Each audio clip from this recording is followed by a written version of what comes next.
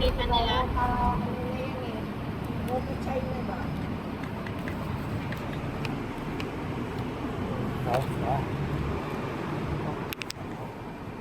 Oh, may bagyo ba? Yun. May days natin, wala na. Nabulus naman si Dolphin. Diba sa Japan naman ang punta mo? Pag China, dadaan dito. Pero yung ano niya ulan. Yung dala niya sa Pinas ulan. May ano na nga din eh. Ito. Mga Sa amin ulan din. may area na ano, yung pinagkakarga yung mga baboy. Kasi ano, dahan o ha. Kaya kasi na yun. Sakay sa tricycle ito yung mga ano. Masarap yung baboy na ito. Yung native pitik. Oo, ulit ka na. Sarap. Ang sarap. Ang kasi nasas. Malakas siya pala yun. Ay!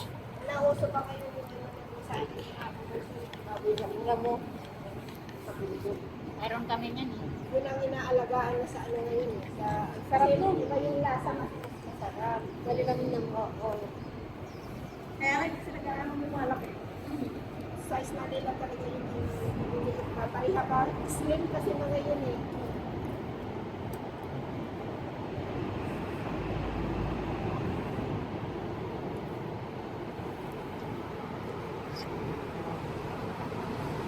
Talagang kaya ako mag-aaral ako. Kaya nagpaalam kami sa akin, hindi ako si Lola. Hindi pa ako nagpaalam ko kasi ang tagal pa eh, sa 20 pa. Tsaka yung silang store bin, gawa nung nasa office pa, Monday na Friday. Siguro bukas, kapag bukas ako, tanungin ko muna si Sir. Hindi ko alam kung kanina ako mag-uuna eh. May pamangkin niya o kay Sir? May pamangkin niya ang tinatalis. Kasi sabi niya sa akin, pag wala si Sir mo, sabi niya, kung ano yung kailangan mo, sabi ba sa akin? Kasi siya naman yung nagpapamakit. Kasi siya naman yung napunta sa bahay. Kaya napayagan ako. Tapos na hindi man ako payagan, iingin ko pa rin yung oras na yun. Kahit na 4 hours lang. Oo, kahit na sa likod na lang. Kasi dyan lang naman sa Taiwan eh. Parang nakikita ko yung ano, yung bundok sa atin dyan. Parang nakikita ko yung pang-minute. Oo. Dyan sa natatanawin lalo sa train. Oo. Sabi mo sa ano, kwarto ng katulog. Pansin, parang ang alam ko yun yung ano eh. Doon kinikremate yung mga ano, yung mga patay yun. Grabe. Malapit dito? Oo, Simon lang man. Ah, kung sa Alam mo ba? Kung hindi pa pala yung ano ng ceremony sa Chinese na yun, ang sakit sa dibdib. As yung matitiri ka na hindi maintindihan. Nasa likod yung patay. Nakahiga. Patay pero story. Ano yung ba? Oo. Tapos may, di ba? Di, pasok ako. Ang ganda. Di, viewing, di ba? Ang ganda. Puro bulaklak. Adyan yung picture ng namatay. Nakakangiti. Babaw ka lang. Oo. Tapos sabi nung ano, dalhin daw yung gamit dun sa sulok. Sabi niya ako, pumunta ako dun. Pag ganyan ka, ando sila sa puta. Kasi naka-frozen pa eh. Oh. Rose pa siya. Hindi gaya sa akin na nasa yung baon. Hindi, parang nakahigalang siya na nasa ano pa rin. Parang isang kwarto lang na nakahiga siya. Sa nakakatakot pala. Ang tunay niya is yung bricks. Yung ganito. Oo, ganito. Ah, pinapatulo? Ah? Ano yung inaam? Hindi, naka-frozen pa rin siya. Naka-frozen pa rin? Siya. Naka-remain siya. Si Lola kasi dahil sagradong Catholic siya. Yung cross na anong ganyan, yung bandana na ano, nakakumot sa kanya. Tapos mukha lang niya yung litaw. Yung kamay niya, tsaka paan, wala yan. Yung kasi parents ni amo kong lalaki, talitasay sila, talaga mo na kami sila itapos.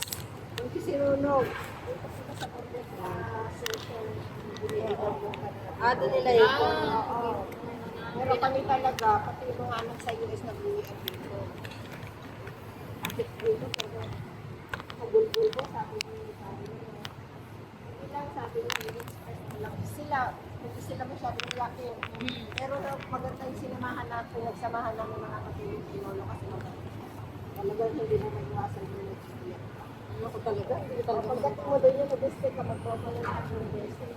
Ako talaga yung, kilay ko doon nung namatay sila. Tapos pag gusto mo siya silipin, pasok sa kwarto. Pinabukasan pa yun. Golden! Gabi, nasa nastig sa gabi,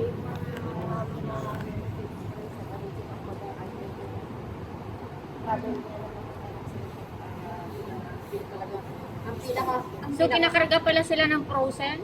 tauhan na sa ano. Oo. Hindi yung pamilyang makarga. Trabaho na nun yung mga sa... Ang pinakalam mo, ang pinakamatindi na naranasan ko na masakit, nung kinuha namin si Mona sa Monte. Grabe. Walang pasintaki talaga sila. Alam mo yung hindi mo magbubuklat yung namatay? Talagang ibubungan din sa yung... Bahala. Oo. Eh kasi si Lola namatay siya, ang payat-payat niya, yung mata niya lubog, pati lahat niya dito lubog. Ay, Diyos ko po. Alam mo, para ka nakakita ng mami kay Lola na may balat. Yung mata niya as in nasa ilalim, yung dito niya as in pasok, yung utak niya as Kasi in pasok, ganyan. naka-frozen eh. Tapos sabi niya mo, sabi niya, paano nyo inulay ka pa niya? Sabi niya, ang lalim-lalim ng mata niya. Sabi niya, yun nga, sinabi niya, kapag saan niya nalalagyan ng ganito, ganyan. Tapos, yun yung bahan para lumubog niya. Pinalambot, kinuha nila sa morgue, tapos pinalambot. Nilagay yung mga dapat nilagay sa ano, sa mukha. Tapos, pinayelo ulit. Kaya ang tagal. Kinuha namin ng umaga sa Roton Gym. Pumunta kami dun sa ano na, hapon, 5 o'clock. Tsaka yung ano, yung binibilan siya ng damit na pamburol. Ang sakit-sakit kaya. Ang sakit-sakit kaya.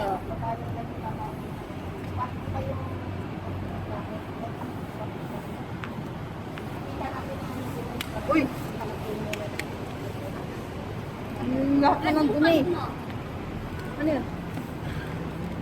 What's this? Oh! Oh! Ano naman? Aray ko! Asan yung pan? Pan! Gagsi! Ano na? Nagbago na isip ko! Akin na nga eh! Bahitan na ng hangin. Mahangin. Oh, Mahangin. sige yan. Ako! Alam niya. Thank you. Akin na lang to. Okay lang. Bigay lang to ni ate sa akin. Medyo nakikita ko. Ayaw mo tapos tanga ka. Maganda siya sa ano. Bigay ni ate sa akin. Maganda yan. Kaya parang nakasakit. Bigay lang yun ni ate kanina. Thank you. Bakit na to? Tamang-tama lahat din. Kasi, sabi niya, atot mo muna yan din. Sabi ko, pagkain ko, marami. Hindi ako siya, ayaw mo naman pasta. Sa bahay mo, nilagay kasi ang pasta eh. Diba masarap yung pasta na? Yeah, masarap. Pag Mabait niya sa akin si ate. Pagka talaga mabait ka sa kapwa mo, mabait. Talaga tignan mo ako, mabait ako.